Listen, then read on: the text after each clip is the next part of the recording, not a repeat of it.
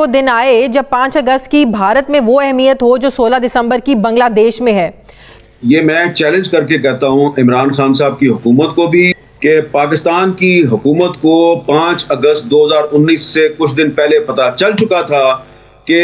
हिंदुस्तान की हुकूमत मकबूजा जम्मू कश्मीर में 370 को सस्पेंड करने वाली है। और फिर हसीना वाजिद के साथ जब ये बैठते हैं तो जो बैकग्राउंड में आपको तस्वीर नजर आ रही है उस पर जनरल नियाज़ी साहब जो हैं वो सरेंडर डॉक्यूमेंट पे दस्तखत कर रहे हैं। आपको पता है भारतीय वजीर आजम वाजपेयी लाहौर के दौरे पर आए, बहुत से फिर ऐसे वाकयात हो जाते हैं कि जो कोशिशें होती हैं पसे पर्दा चली जाती हैं, जाया हो जाती हैं। कारगिल जैसे वाकयात, मुंबई हमले, पठानकोट का वाकया, फिर पुलवामा जैसे वाकयात जो थे माहौल को बड़ा कशीदा किया।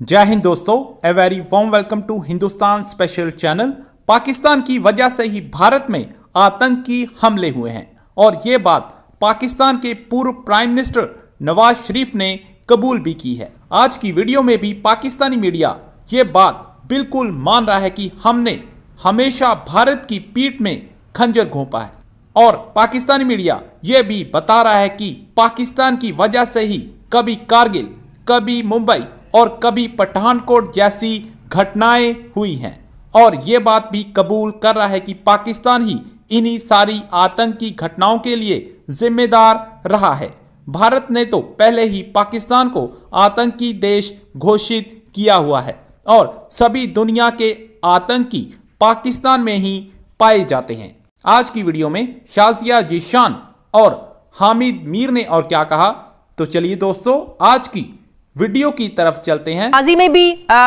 कोशिशें हुई हैं पाकिस्तान और भारत के दरमियान ताल्लुकात नॉर्मल हो जाएं, अमन की बात की है। आपको पता है भारतीय वजीर आजम वाजपेयी लाहौर के दौरे पर आए, बहुत से फिर ऐसे वाकयात हो जाते हैं कि जो कोशिशें होती हैं पसे पर्दा चली जाती हैं, जाया हो जाती हैं। कारगिल जैसे वाकयात, मुंबई हमले, पठानकोट का वाकया, फिर पुलवामा जैसे वाकयात जो थे माहौल को बड़ा कशीदा किया, ऐसे वाकयात ने। लेकिन अगर उस वक्त की अगर हम बात करें तो उस वक्त तो कश्मीर में 370 और 35 का खात्मा भी नहीं हुआ था। तिजारत की बात तो तब भी होती थी, लेकिन आज तो हमारे जहनों में पहला सवाल तो यही है, हमें तो वजीर आजम नहीं बताया, इस हुकूमत ने बताया है कि अब भारत के साथ तभी बात होगी जब 5 अगस्त 2019 के जो इकदाम है भारत रिवर्स करेगा, उनको वापस लेगा।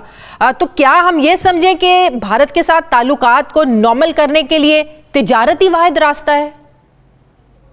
देखें, ये जो सवाल आपने किया है, ये सवाल जो है ये मेरे से पिछले चंद दिनों में बहुत से कश्मीरी रहनुमा और बहुत से कश्मीरी जर्नलिस्ट ये मेरे से सवाल करते रहे हैं और मैंने उनको सबको यही कहा, भाई मेरे से आप क्यों सवाल करें, ये सवाल आप पाकिस्तान की हुकूमत से करें। तो मैं आपको बड़ी एक फ्रैंकली बात बताऊं, जब फरवरी 1999 में वाजपेयी साहब पाकिस्तान आए थे बस पे बैठ के और नवाज शरीफ साहब ने उनके साथ एक पीस प्रोसेस शुरू किया था, हमारे उस वक्त भी बड़े तहफ़्फ़ुज़ात थे। फिर जब नवाज शरीफ साहब दोबारा प्राइम मिनिस्टर बने और उन्होंने ऊफा डिक्लेरेशन में से कश्मीर का लफ्ज़ निकाला तो उस वक्त भी मैंने उन पर तनकीद की। और जब मोदी साहब 2015 में लाहौर में जाती उमरा में उनके घर पे आए थे तो उस वक्त भी हमने मुखालफत की थी। तो लेकिन देखे ना, अब अगर 1999 में और 2015 में जब इंडियन प्राइम मिनिस्टर खुद चलकर आपके पास पाकिस्तान आ रहे हैं और हमने नवाज शरीफ पे तनकीद की और जो उनके सियासी मुखालफिन थे इंक्लूडिंग इमरान खान, उन्होंने कहा मोदी का जो यार है गद्दार है गद्दार है। भाई उस वक्त तो 370 मुअत्तल नहीं हुआ था, 35A मुअत्तल नहीं हुई थी, अब तो 370 मुअत्तल हो चुका है। अब तो आपने मोदी को हिटलर करार दे दिया। तो हमें इमरान खान साहब ने अभी तक समझाया नहीं है कि अचानक रातों रात वो ऐसे कौन से वाकयात पेश आए हैं, कौन सा प्रेशर है उन पर कि वो हिटलर जो है उसको अचानक उसने आपको खत लिख दिया, आपने उसको खत लिख दिया। चले आज काबीना ने इंडिया के साथ तिजारत का फैसला मौखर कर दिया, लेकिन कल जो आपने खत भिजवाया मोदी को, लेकिन ना आपने कश्मीर पे UN रेजोल्यूशन का जिक्र किया। ये जो आज काबीना ने इंडिया के साथ तिजारत का फैसला मौखर किया है, इससे इमरान खान साहब ये मत समझे कि उन्होंने लोगों को मुतमिन कर दिया है। उनको बहुत से सवालात का जवाब देना है और ये बताना है कि फरवरी से लेके अभी तक जो आपने कभी सीज फायर का मुआहदा किया है, कभी आप कह रहे हैं दफन कर दें, कभी आप तिजारत खोलते हैं फिर बंद करें, आपको ये बताना पड़ेगा कि वो जो हिटलर था उसके साथ आपकी जो आज आपने अपने कॉलम में एक बड़े खौफनाक खदशे का इजहार किया कि खुदा ना करे वो दिन आए जब 5 अगस्त की भारत में वो अहमियत हो जो 16 दिसंबर की बांग्लादेश में है। जो मैं आपके इस एनालिसिस से समझी हूँ वो ये कि ये कहने की कोशिश की जा रही है कि इमरान खान के दौर में अगर 5 अगस्त हो सकता है तो कुछ भी हो सकता है, इस तरफ इशारा किया आपने। पहली बात तो यह है कि ये मैं चैलेंज करके कहता हूं इमरान खान साहब की हुकूमत को भी और तमाम इंटरनेशनल फोर्सेस को कि पाकिस्तान की हुकूमत को 5 अगस्त 2019 से कुछ दिन पहले पता चल चुका था कि